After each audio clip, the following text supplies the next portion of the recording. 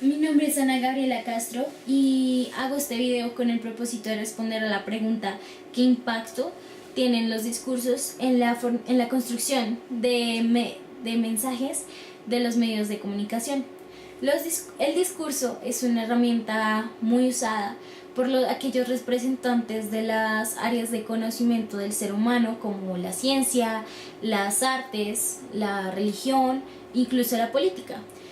Para esto ellos hacen uso del lenguaje para transmitir sus ideas y también convencer a sus receptores de lo que ellos están hablando, de que ellos están diciendo lo correcto.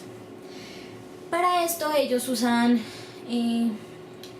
ciertas palabras de acuerdo a cuál es su público o cuál de su tipo de receptor, para que de esta forma se facilite la comunicación y de difusión de sus ideas en este grupo o sociedad o institución, etcétera, etcétera. Entonces, para dar un análisis más profundo de lo que es el discurso, usaremos uno de los textos de Teuna Van Dijk, el análisis crítico del discurso, en donde él busca analizar y explicar qué es el análisis crítico del discurso, qué es el discurso y la sociedad y sus temas, propósitos y aplicaciones del análisis crítico del discurso. Él define el análisis crítico del discurso, o ACD, como un tipo de investigación analítica del discurso que primariamente busca estudiar cómo el abuso del poder, la desigualdad y la dominación son practicados o reproducidos, y a su vez cómo estos son combatidos por textos o habla social y política. Entonces, él menciona que para hacer una crítica cabe encontrar una perspectiva más o menos enfocadas a áreas tan diversas como la pragmática, la lingüística, la sociolingüística o el análisis de la media. Hablando del análisis de la media, podemos encontrar allí los medios de comunicación, que es, en resumidas cuentas, aquel que hace la conexión entre el discurso y el receptor.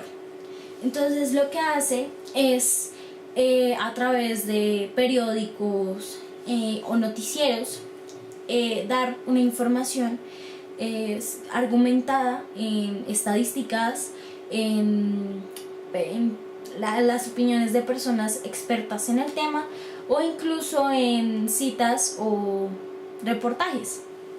Entonces, esto es lo que hace que las personas que lo vean se convenzan de que esto es realmente cierto, y que esas ideas que están tratando de argumentar o de defender en dichos periódicos o noticieros sean fácilmente difundidas en aquellas personas que la están leyendo, es decir, los receptores. En ese caso podríamos decir que los medios de comunicación son como la ampliación de rango de los discursos para que estos puedan llegar a más personas. Más o menos eso es como la función de los medios de comunicación. Vamos a hablar en este caso del video titulado "Peñalosa es el principal responsable de la contaminación en Bogotá". En este video se hace una recopilación de varios noticieros donde argumentan a través de datos, estadísticas y opiniones, obviamente dadas por personas expertas, diciendo que las decisiones de Peñalosa llevaron a que la contaminación se elevara mucho, y que por lo tanto esto tenía un efecto negativo en la salud de las personas. Ellos a su vez ratifican que Peñalosa no tenía ningún interés en dicho suceso. Bueno, más allá explicaremos más a fondo lo que esta noticia significa. Entonces, siguiendo con lo que estamos hablando, entonces podemos decir que el análisis crítico del discurso es en sí como la representación parcialmente de lo que los medios de comunicación están tratando de hacer. Sin embargo, estos también pueden ser manipulados por aquellas personas a las que están tratando de osificar, es decir, aquellos que están ideando el discurso.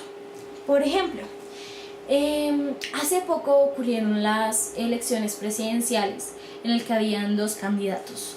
Estaba Petro y estaba Duque. Por Petro había un cierto desconcierto debido a sus antecedentes. Y por Duque, pues era una persona muy limpia, sin embargo estaba debajo de Álvaro Uribe, entonces muchos lo consideraron un títere. Entonces lo que ocurre es que las personas del Partido Democrático se sospecha que estas difundieron las noticias de que si se llegara a votar por Petro, entonces enviarían a Colombia por el camino del castrochavismo, que todo esto se iba a convertir en socialismo, que íbamos a terminar igual que Venezuela, etc. Es decir, usaron una estrategia de miedo.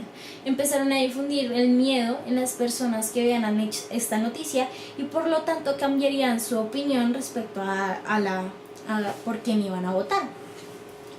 Esto quiere decir que aquel que hizo uso del medio de comunicación, es decir, el Partido Centro Democrático, en realidad buscaba hacer que no votaran por Petro. Independientemente si lo que decían era cierto o no, esto difundió el miedo e hizo que el candidato Duque ganara. Entonces, más allá de ir a un debate político, lo que quiero demostrar es que el medio de comunicación lo único que hizo fue amplificar aquel mensaje de miedo, independientemente de si era bueno o malo o sus intenciones. Por otra parte, podemos ver que los medios de comunicación no son ni buenos ni malos, simplemente es como el quick, como lo que conecta la persona con la sociedad. Aquella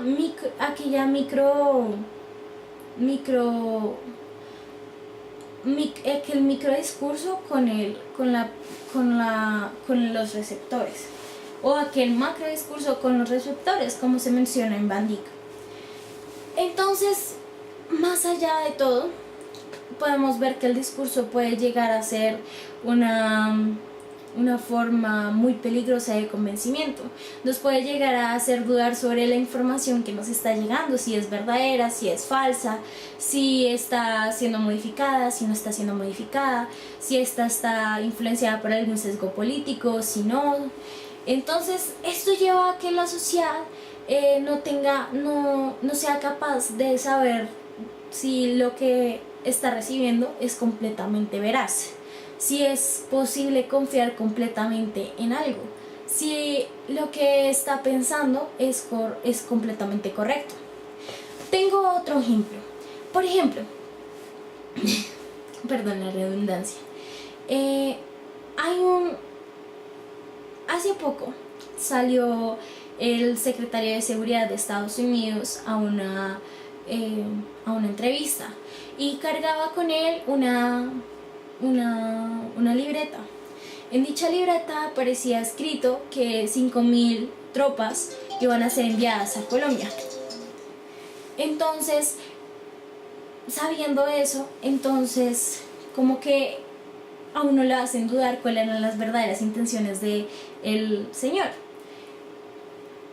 Ya acabando, para concluir, podemos ver que en los medios de comunicación los mensajes que ellos construyen están completamente basados en los discursos. El impacto del discurso es muy grande. Por lo tanto, si el discurso está malintencionado o tiene doble intención, es inevitable que el medio de comunicación se vea así. Eso quiere decir que sin importar como la intención del medio de comunicación, si el discurso es de doble moral, por ejemplo, si tiene doble intención, entonces inevitablemente el receptor va a recibir dicha intención. Entonces el medio de comunicación se vería muy impactado por la intención del discurso. Ya, esa sería la respuesta a nuestra pregunta. Muchas gracias.